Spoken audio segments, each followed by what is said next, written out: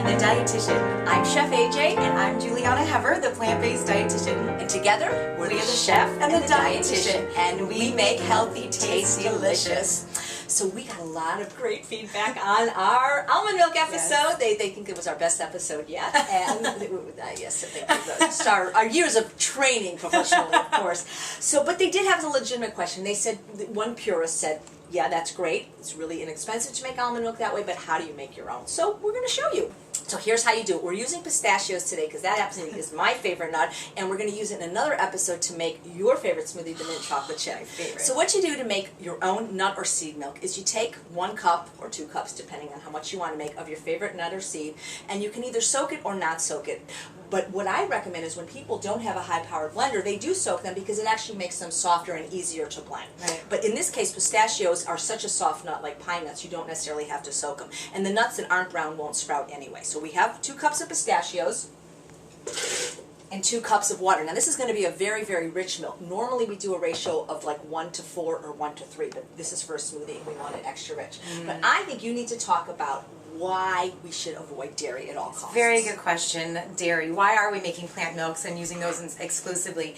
Well, there's a lot of reasons. The most important thing you can know about dairy is probably the worst thing you can put in your body. And according to Dr. T. Colin Campbell, author of the China Study. My hero! Yes, my hero too. I call him Guru. We love you! We love you, Dr. Campbell. And I've actually named him, and I'm taking full credit for this, the father of modern nutrition. Ah. Because he really has started a whole revolution. It's because of his work. And if you haven't read the China Study, please read the China Study. It will jaw drop you like nothing else before. He has found, and this is, get ready for this, drum roll please, that casein, which is the predominant protein in milk, the other one is whey, but casein is about 87% of the total calories, the total protein is from casein, the rest is from whey protein.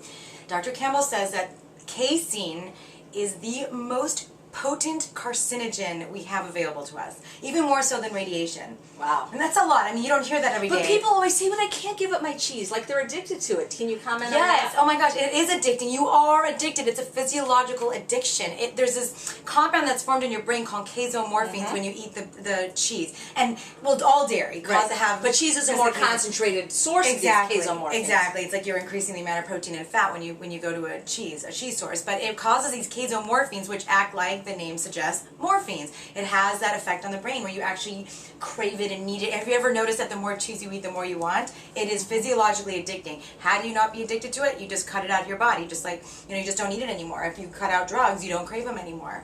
It's a drug. And now you don't have to worry about certain things. Like, I mean, everyone's always worried about their calcium because we are so wonderfully, brilliantly brainwashed to believe that the only way for us to get calcium is through milk. Now, the ironic thing is, if you look around the entire world, the countries that consume the most dairy products... Highest rate of hip fractures and osteoporosis. I mean, that's like counter to everything we're taught in school from day one, right?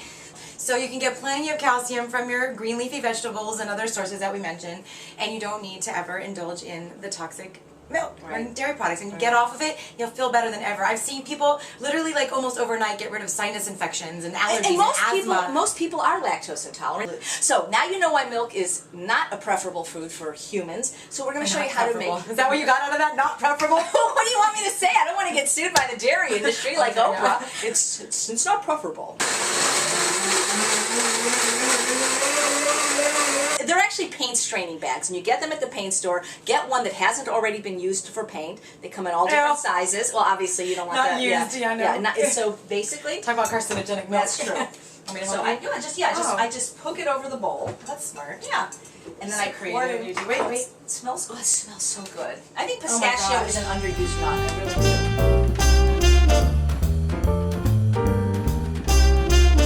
So that's basically it. So you can do this with any nut, any seed. Delicious, nutritious pistachio milk. Yum. And it's beautiful. It's a lovely green color, like your dress. And your chef coat. That's right. That's right. I didn't even notice we met. And we don't even call each other the night before.